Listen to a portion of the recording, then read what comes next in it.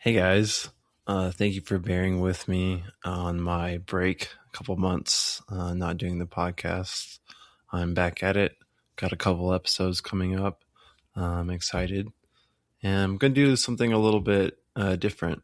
Hopefully, starting today, but hopefully continue to do in the future as well.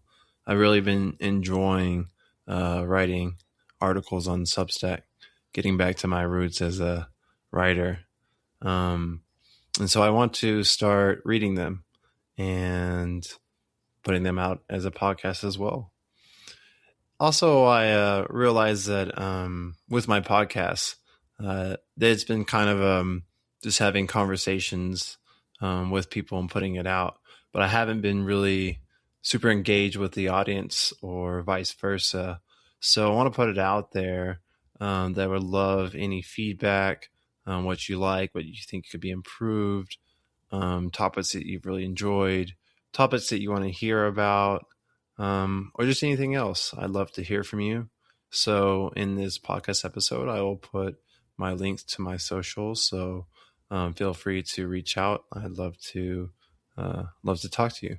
So today I'm going to read my essay called "Possessed" on the parts that take over and how to get your agency back. I felt frozen, stuck. Someone I loved did something that I didn't like. They were trying to be loving, but my body was startled and activated. I didn't know what to do. How would they respond if I spoke up? Would I hurt them? Eventually, I did speak up. They did have a hard time with my asking for a change and a boundary. But in the long run, they understood, and we grew closer from the experience.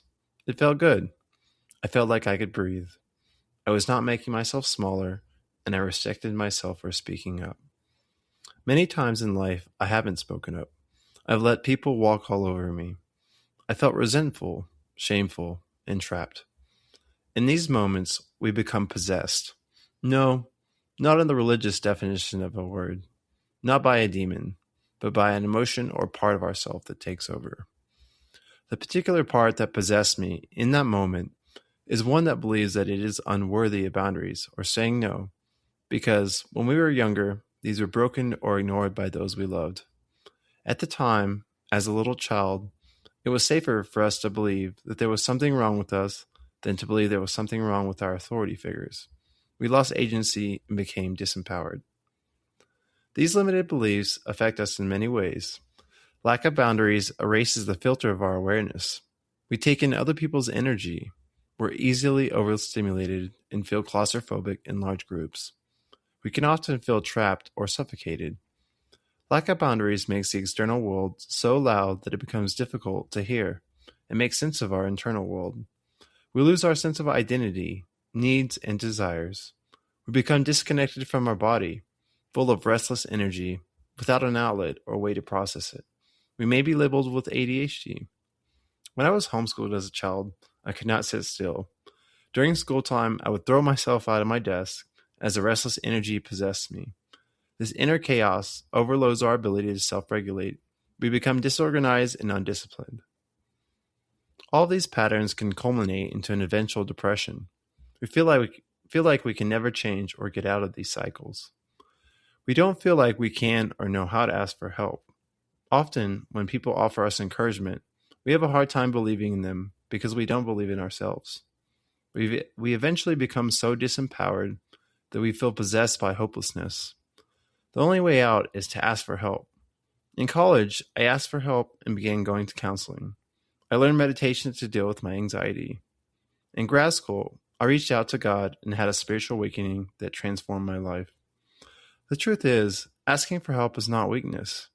This does not mean that we don't have power within to transform or become unstuck, but our lack of internal boundaries and ability to say no to different parts of ourselves causes us to become possessed by different internal aspects of ourselves. Sometimes we need others to remind us that we are more than our current behaviors, feelings, and thoughts.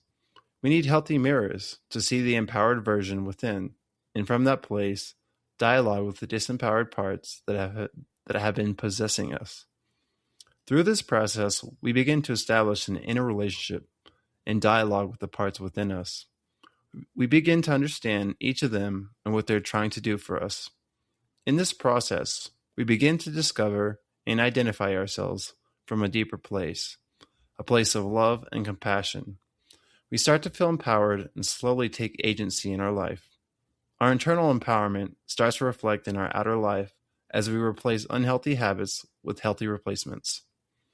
This agency reflects in our ability to say no and establish boundaries. Instead of feeling pressured, smothered, or controlled by others, we're able to stick up for ourselves and communicate to others what we need. We learn how to build healthy relationships and let go of ones where we have to abandon ourselves in possession to another. There's a paradox in this process. As we take agency in our lives, we begin to enter the flow state more and more often. Flow is a synthesis of action and surrender. Flow is paradoxically like possession in that we no longer feel in control. But unlike possession, we enjoy and benefit from the state. Writing can sometimes feel like possession. When I feel like I should or have to write, I feel possessed by an anxious, restless energy. But if I embrace this part of myself with love, slowly I begin to relax, and the words flow easier and easier. Eventually, I reach a point where instead of feeling like I'm writing, I feel like writing is coming through me in an inspired or channeled sort of way. The more we enter this flow state, the more we become confident we can navigate the storms of feeling possessed, to taking agency, to flowing with ease through life.